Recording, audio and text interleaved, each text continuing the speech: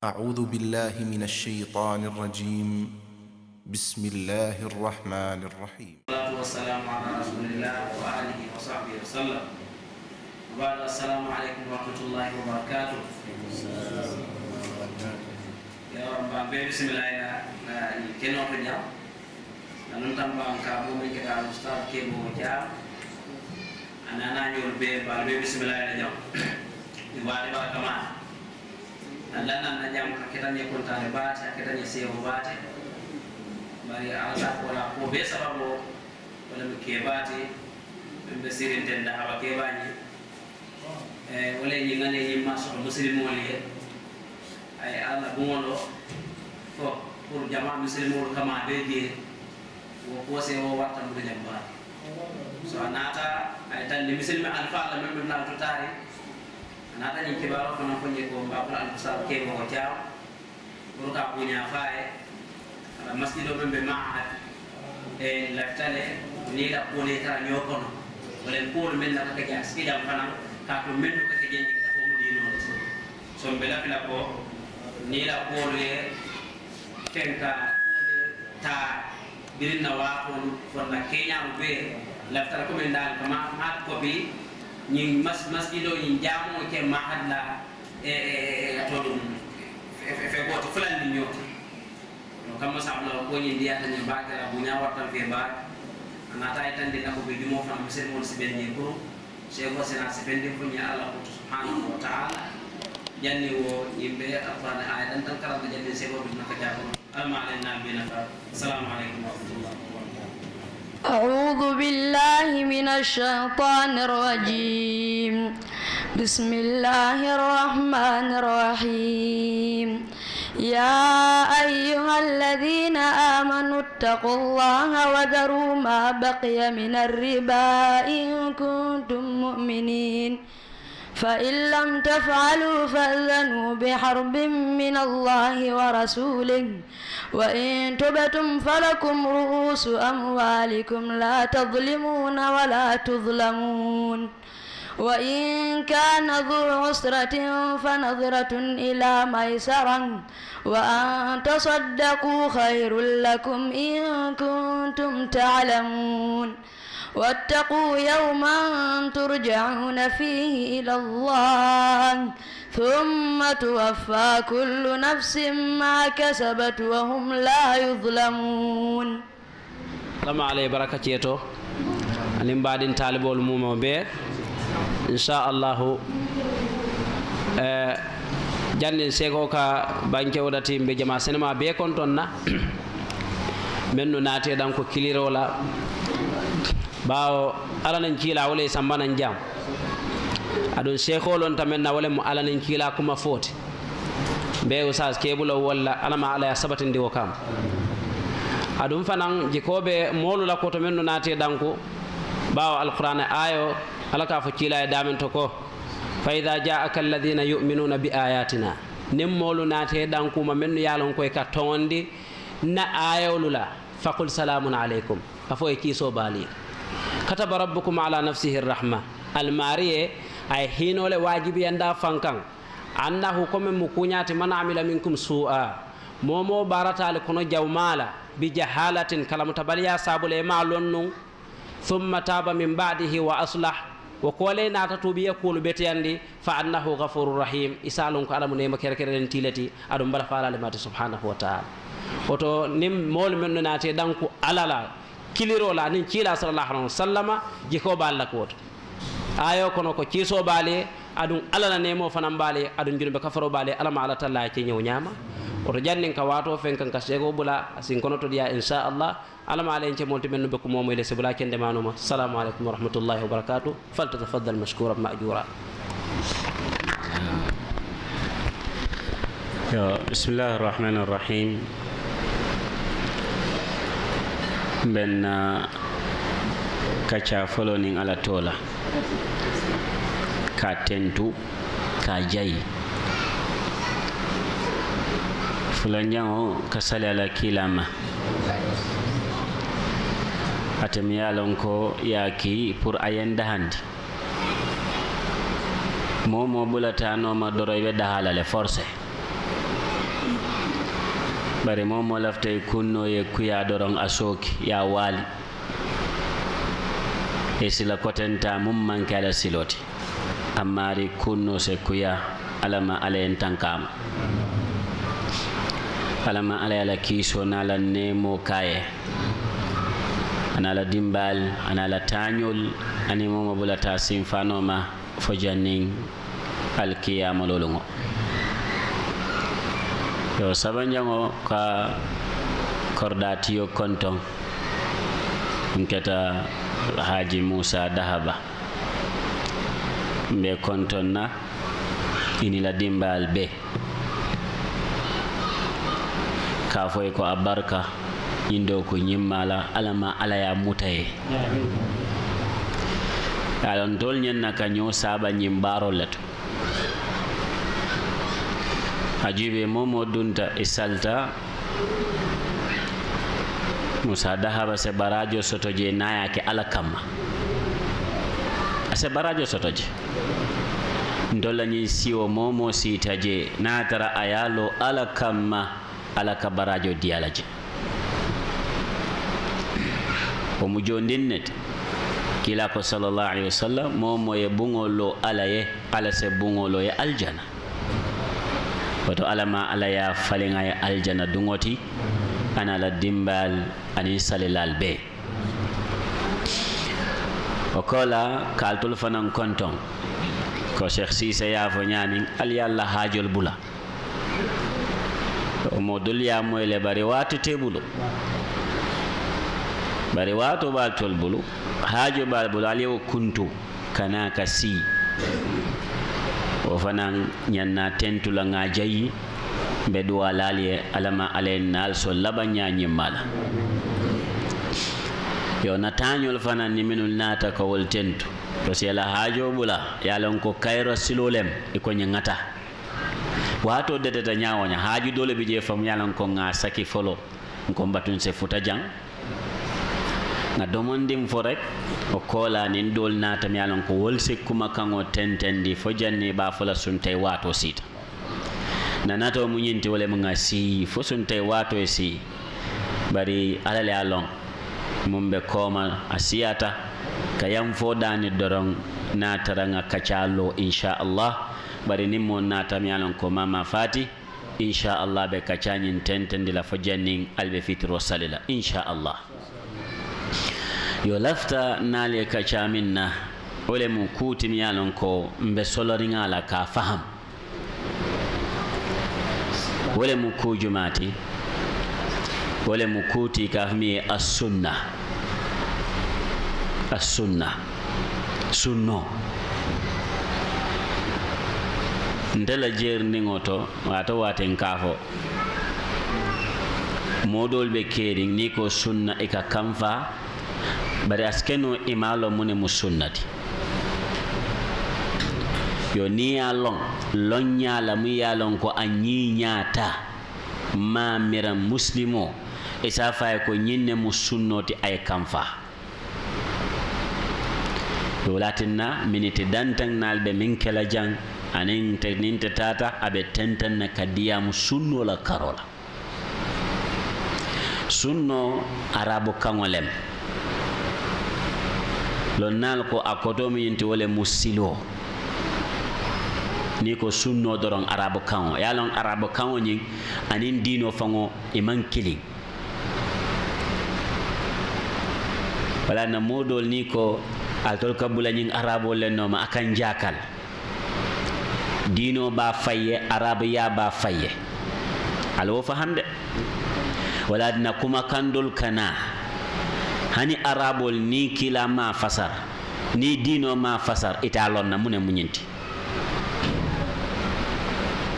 italon fo ibe solarin dino ala laftala nyami mune mo ala muradoti mune mo kila alayhi salatu wassalam na muradoti fo dino se wo koyndi kila se wo koyndi banatara ila arabu kan doron nem ata faham nola so woto dino anin arabu ya alkana wo mix dino nyin jita kangole to min keta arabo te bama anka arabu kuti arabo tarta nun ka ku jamake islamo nata ale jale hay jalay yo je manke wala date bari alal hakkilo tuje baaki modol ka nadami wala mo he ngonyinu kabula arabol le noma ngo arabol le kuriyata mol beti ni arabo kuriyata mol beti baran tolla annabiyo mo onene man kuriyaka balwo kono anene mak doto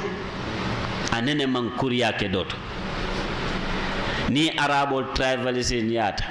si fatam fanso ndolla annabiyo mo anin dino mo nata aman travelising lo aman si fatam fanso lo wala tan tol bulata noma because I am in nothing ajeko anyinyata ajankuta atonyayata woto arabo la bara jawol akana tin tol nganna muslimiya neng akana tin nganna muslimiya fay kabiri wo monata e bilal neng aya ngaybe abamala kay ko ite mo finding ikamune ketan way bilal kamfa iko mo ni adam be ma aka kamfala ni ala siyo ma aka kamfala anata ripoto de kila alayhi salatu wassalam kila wo kumande atola ya abadhar hani sain jahiliya daji ko bete bala ime fonyala hani sain oto ni arabo e travelising yake mbafla nyadi jahiliya daji ko wole babala hani sain bada manke muslimiya daji ko ajibe wo fanan amanja tenten ala wo jahiliya jikoto aya jolonne ay muslimiya jikota anala karandiro anata tamola banko ta ko bilali ko isin dapoto ta yalan tamoto yam fanye oto ibe fele yela kuwolandi arabu kunte mo fiyantinte yemuneke islamu la daji ko yewota so al islamu ning arabiya fatan nyomi saje kana dung dino la kaseda yo sunno niko arabu kango doron wole musiloti bari arabu nengo lewoti say mune mo sunnoti ni sharia ko sunno على لسان الشرع هناك لغة العرب ولغة الشرع هناك ينفع إلى كتابات نيلفتك الدين ومي أنياما إبه اللغة العربية ميلا يلغة الشرع فنا مي عرب كانوا يومي شريعة كانوا فنا يومي ni wonte ni arabu kan damma moy ite dino moy no lay correct foye lugha fula moy kam fula arabo nengo anin sharia nengo e kanyin ne kafu nyoma ye dino moy ay sahaya arabu kan ni ko sunna wala musiloti san dino na ko sunna wala muhammad sallallahu alaihi wasallam na taran silo aliyamu ila ba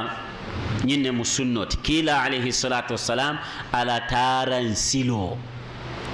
kila alayhi salatu wassalam atartanu minkan oto sa nin tata dulato yamo sazo ko e jamamol e mum sunnoti de wala mu ñinti ala lon ko akoto mu monati wala mu kila alayhi salatu wassalam ay muneke ñindinkirato misal fe nin tata badewla ustado ko e baadi ngala sayam fa sunno mu minti akoto munati wala mukila alayhi salatu wassalam ay mineke kabirin afutata nyindin kerat fo mo nyanna kam fala wala nga sayin kam fo mo nyanna kam fala wala so minatinna ni ustad ko e baadi ngol sunno mu minti jang do ko wule ka fa hanide barin tol fañol mistake golem fo mistake ba amanke mistake dintide atele jawyata dolo mingoti wo mistake go atele jawyata dolo mingoti because kila alayhi salatu wassalam kolonna ka tajridul mutabaa ha yaje ala damala nyanna batula kodi adamala nyanna batula kodi kamola kumo moy anaka la yamaroke kila fana man nyongo sotoje iman nyanna mo kafula ma woto naate ye kumo fo doron abanta kuma manyanna lala atela kumo kan ni ala batu imanyanna fendo batu la kodi abe wala nyama fana naate fana ya yamaroke imanyanna kuma kote mayla naman katela yamaroti ala le wodiala ala le wodiya wala tinna abe kala tanabati ko bo bila yalon abe kala mistake bat akete junube bati monata ako kila ko sallallahu alaihi wasallam ite kay ko mfa ko wala tata ko wala baba ko wo mistake balet ibaba forta nyawanya aman kilasi sallallahu alaihi wasallam itata londo soto nyawonya ngamera la londo ayabi kila alaihi salatu wasallam na talibol londo le ala talibol ngamera ni koy ba no mala fang abe jam fala bak itata ye londo tamimbol so to tana balem kabo bila altul mufandin kewlet albe kala sama alfalet ni ala yal manta ben isita alfa ya la sira ngoto inyanna jumale kuli ala katambi mol bela wala muhammad rasulullah sallallahu alaihi wasallam nala kumo fota kane fata nati kane mamata nati kana ila moro tanati kumol beka jolon say ngal nyinin ka say aliye kumo mum may alfe hakilo asonta la faman songala santala ustaz ma foko na fama diamata ala kumoda ko hani kila sallallahu alaihi wasallam andum ntol be momo hani minul fata ibe be nyinin kala kila la sallallahu alaihi wasallam kila ko fa innakum satusaluna anni yawm alqiyamah famadha antum qailun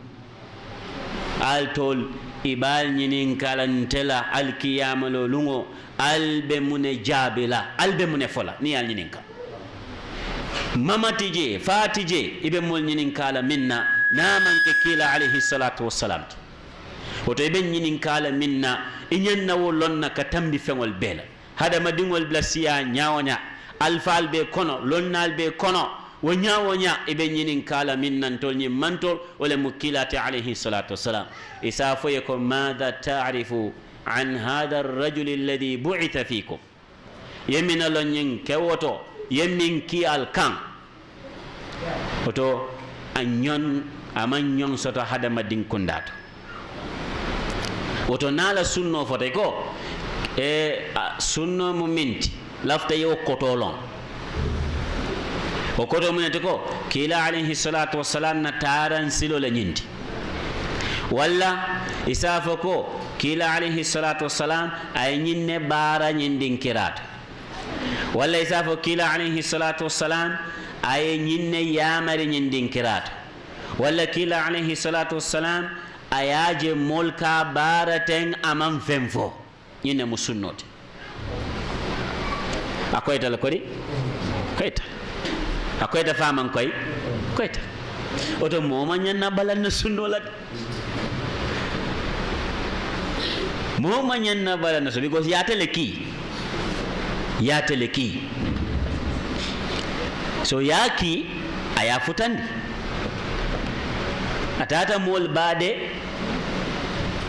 ay minke wala musunnoti ama minke je aman ya marala ala sahabul malon wala mu bid'ati wala ali bid'a moy le fanan kodi bid'a wala mu sunna lo opposite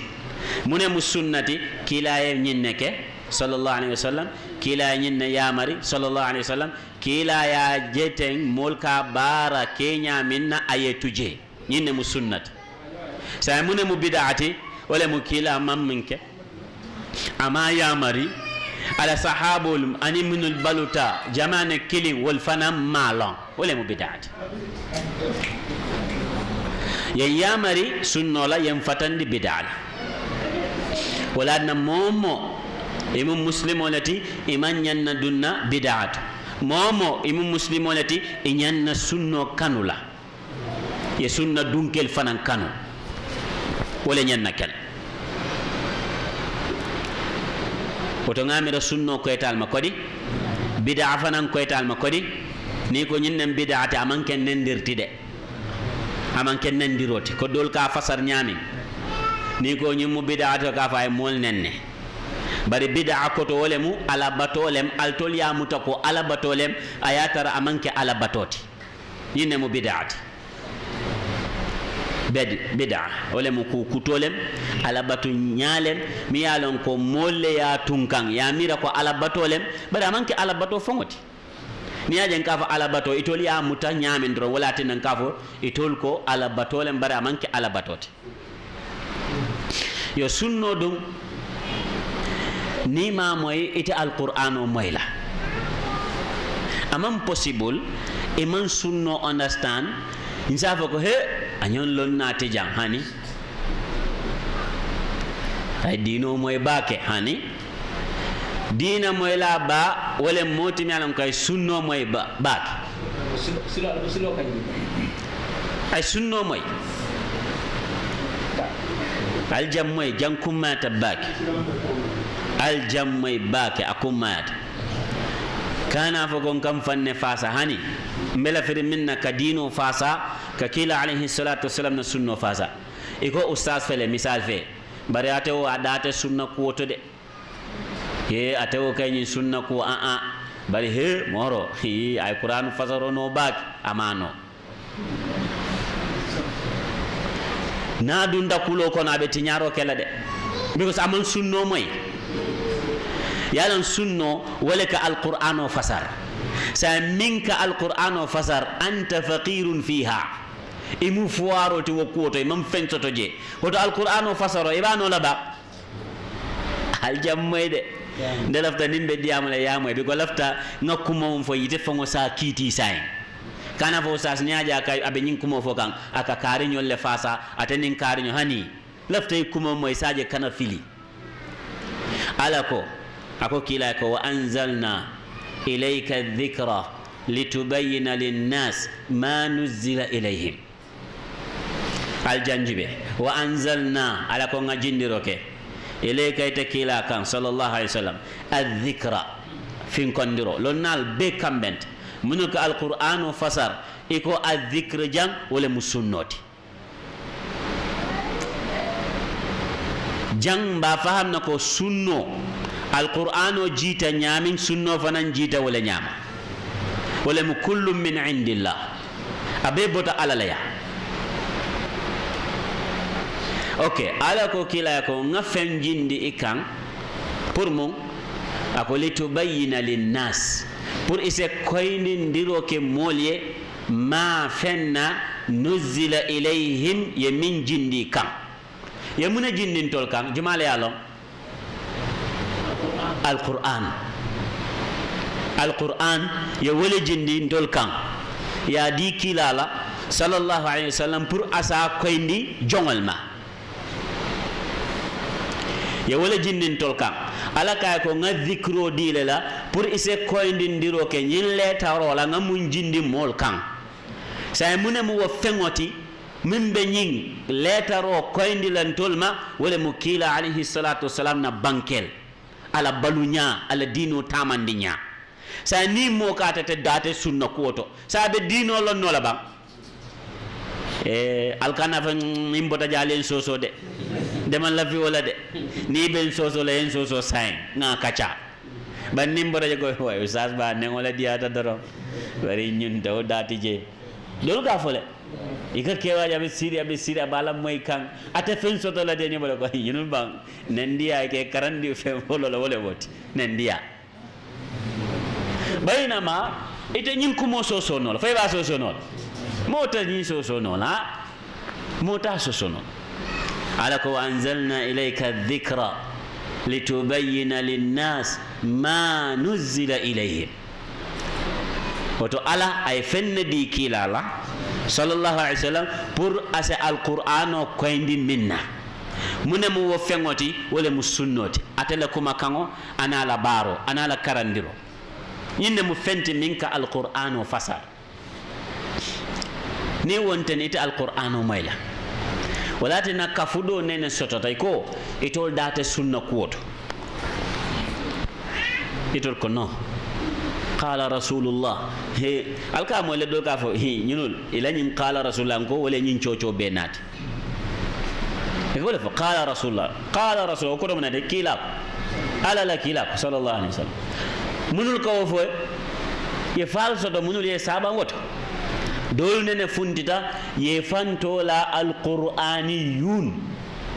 wala mun tol min be alqur'ano dan ko wala tade amma Allah nyin ka fa ko athar anin hadith anin jana ndol dati jet ndol data sunna kuto qur'ano do min fontol be danna wata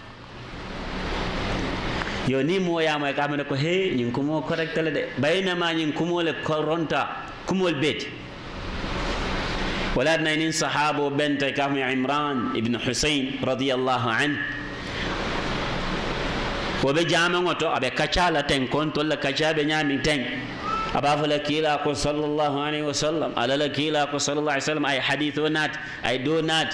ke do be sirin tonko ngoto jana aka ko ya aba abdurrahman wa ya jibi aka da'na min hada wa hadithna bil qur'an aka ngo mfonyondi nyina bang al qur'an fo yoye mune faye aka ko na hadin ay qtarib sutiya wonata fa dala ila mo ay mune faye momo ko sunno balandoro nyim faye ata jabi non akay ko ara'aita anta wa ashabuka ay fi hadha ar-ra'y ashabuka fi hadha ar-ra'y al-madhmum law wukiltum ila al-Qur'an atajiduna fihi anna salata adh-dhuhri arba'an ayin nafai akayete afonya inila taanyol yimira kilingota ni al-Qur'anu cikayal dia al-Qur'anu cikaya dungal bulo kono nal ya karan kabo baqara katafo fatiha katafo baqara katafo nas fal ba tarala je ko salifana mullo nani lati al kamilo bondiyadi jumale sa karanno ya karan ya je foye ayo je min ka foko salifana mullo nani lati allan saro fana lo nani fitiro lo saba safo lo nani suba lo fula ite wajila alquran foni kilin ko nyako ha be jele ngoy nyaadi e ko ma ataakum ar-rasul fakhudu an wala musunnot sa ye famboyndi fo me famboyndi bari ayo fa mun ka fa ko anna salata adh-dhuhri arba'a fo be wajila wa anna al-maghriba thalatha ibe wajila ite wajila say munatin nan tolka salifanan ke lulut afwan astaghfirullah ngake lo naniti nga fitiro ke lo sabati nga suba ke lo fulati mune wono sunno ngata sunno le say nite ko min nata alqur'anu to doron ebe wala taala yemin je jahran je ebe wala taala woto munatin na ebe nyinkela because wotije bari alqur'anu ko kila ya fen wa fen nata le alamota woto sunno mo fennati kila alayhi salatu wassalam nanata mba mutala fo mba fayla mba mutala so nyin ko mo anyanna moyla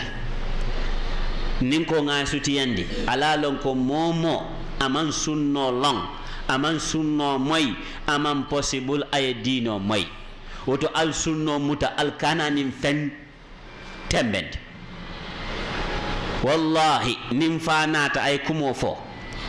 kila alayhi salatu wassalam na hadithu bije min sahayata asabatita ko ataleya fo ayatara anim fala kuma kango imanyo ta mejumale ta fayla mfa mbe ta fayla nga juma ta chika kila sallallahu alaihi wasallam fo mutanalet ngani ninga tanalemba okay sai ngani ninga ko den mama folol mfa folol wali folol karamo folol ha mori bal min tambit ngaje ko itarta no nyinne kan bari nata karan kitabo to ko kila alayhi salatu wassalam abuka ken wo nyama ateka ke nyamin ani mori folol ka ken nyamin ani wali folol ani lonna folol ka ken nyamin i different le iman killing sa mbe jumale tombonna kilata fofana mutanalet nyinne mun tolle kiliroti na diyata mi ayam fasa mbe se gagné naadiyata mi ase kelo muta asalon ko anin ala lebe kelo lanin tonte aliamal wala na imam malik ako nyaadi ako as-sunnatu safinatu nuh man rakibaha naja wa man takhallafa anha ghariqa ako nabillahi nuh la kulungo be nyame aliyalon ko lungo femman kana naman ke fengol ti min bulata kulungo kono fengol be tunenta inna lamma tagal ma tajawaza al ma wala nal ko akoto min ko jiyo nyin cikatale fo fengo fembe nyim banko nyaada aya mura beru konko man jamfa fo yo jiyo ya mura yiro man jamfa fo jiyo ya mura fente nyim banko kam fatarta jiyo kono wolungo mo man kana na man ke multi mi anan ko ala bala fata minule ibulata wo kulungo kono duniya be tumbuta na man ke wo mo dantante wolle nata falin kotenke isiyata fontol sotata wol kono aliyaje wol kanata nyami ni lafta kanala nyin jamano kono imam malik ko ibe bolala sunno kono ibe tarala yeke sunniti wakuta min ko femmete sola dino la karola namanke kila alayhi salatu wassalam ye minke wodoronete sola akola femmete sola wala nako man rakibaha naja momo bulata nyin sunna kulungo kono naja akisata wa man takhallafa anha momo tardeta fo kulungo wututa atata ako nyaadi ghariqa atunenta bakono woto alama ale mbula gagné mol kono alama ale mbula mol kono mi yalan ko wol tunenta alama ale tanka ka bula mol kono o kuma kanwale mi yalan ko kadiyamala wala dala mi yalan ka fanuta because mbe society le kono mbe jamano kono mi yalan ko mbe soloring ala bake bari mbe danna damin doron sina microphone dina badi wol ndol nga sarangata wole mu kila alayhi salatu wassalam amanke mo fulanti adama ye fengo fengulu atale mu nyaton kote abanta alfalem lonnalem anu ngamere kamune fo alfalla kumo kana tujede alfalla kuole be min kan kana tujede sain fo alfal kamin fo wolle alfayata kilatiba sallallahu alaihi wasallam odon dol fanam be min kam alfal be min kam be wala to de kila na la sahabo be min kan wolle mu alfa balt ibe min kan non be tarala woto ngamira ali alon ne kodi akoyta faman koy akoyta woto alama alen harje sunnola alama alen nal so manta bengola dunya anin lakar kila nyim fo kama fi hadith abi huraira akon nam mantol be sadung aljana fo min balanta e ka he jumale be balanna ko dung aljana ako man ata'ani dakhala aljanna wa man asani faqad aba momo bulatan no may dunta aljana momo yen soki itele moti mi alon koy aljana bundal yele iko aldung ye bam fer ko ite dunna ala ko wa in tuti'uhu tahtadu nal bulata no ma albe kandalal alla dunya balo se kanda alla lakira balo fanan se diya woto musol kewol kebal dinningol muslimol be alngayaka kilama sallallahu alayhi wa sallam alama alayna al-suala hada wa sallallahu ala nabina muhammad wa ala alihi wa sahbihi ajma'in al sayam fa ko ngafo nyamin insha Allah na baadi ngol bi jang wolbe kacaanin tenten na fajannin fitiro e kuma mbe yam fo dani la kotenke nanato mintinga si jam fo fitiro bare ataranin programme dolle benta ala barka be Musa kontonna ala dimbal ma be lal salilal mbal be kontonna. Wassalamu alaikum wa rahmatullahi wa barakatuh.